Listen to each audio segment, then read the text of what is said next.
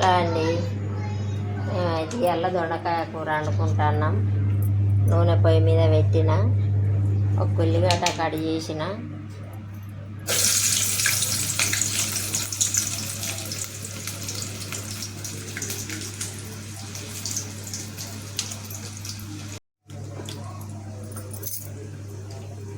దొండకాయ కూర మీరు ఎట్లా వండుతారు?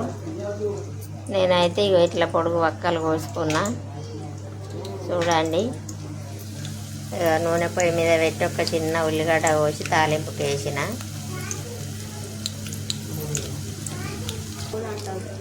పెసరపప్పు అయితే కొంచెం కడిగిన,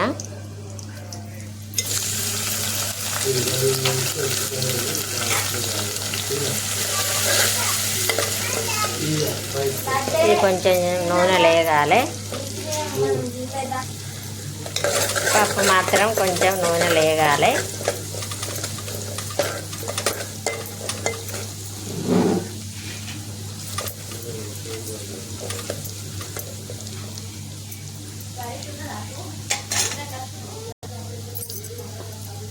ఇప్పుడు పప్పు వేగింది. కొంచెం పసుపు,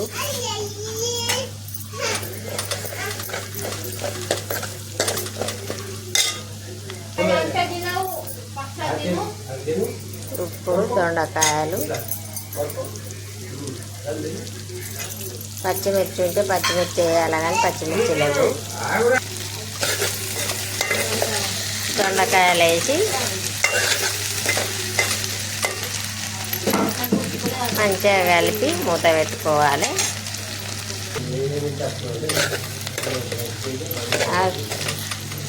ఇప్పుడు కొంచెం సేపు నూనెలు ఉడికినాయి.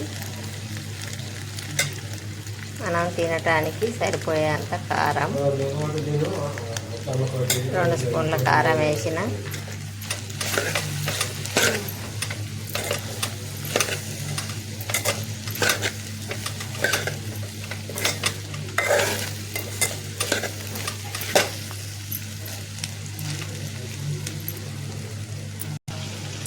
ఇప్పుడు ఒక 2 టమాటాలు చిన్నగా కోసేసిన,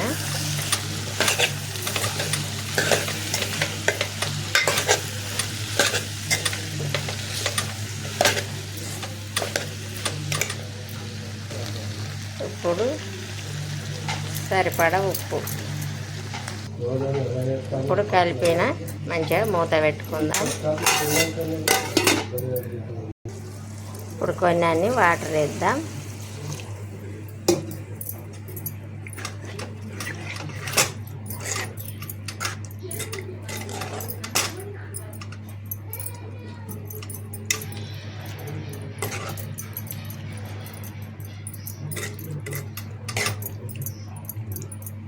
ఇప్పుడు కొద్దిసేపు ఉడకాలి.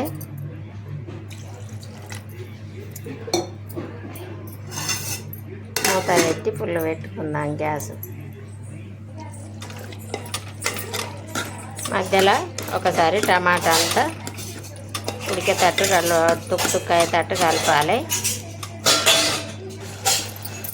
ఇప్పుడు దొండకాయ కూర రెడీ. కొత్తిమీర చల్లుకొని ఒకసారి కలిపి మూత పెడితే అయిపోయినట్టే. పప్పు ఎందుకు వేసిందంటే ఇప్పుడు కూరలు దగ్గర ఉంటే ఎండాకాలం తినబుద్ధి కాదు కాబట్టి కొంచెం పప్పు వేసి కొంచెం లూజు వండితే అన్నం తినబుద్ధి అవుతుందని ఇట్లా చేసిన. ఒక్కొక్కసారి దొండకాయ కూర ఉత్తది కూడా ఫ్రై చేస్తా. ఇప్పుడు మాత్రం ఇట్లా వండిన పప్పు వేసి తినాలని, ఎండలకు తింటలేరు పిల్లలు అన్నం, అందుకని ఈ విధంగా చేసిన.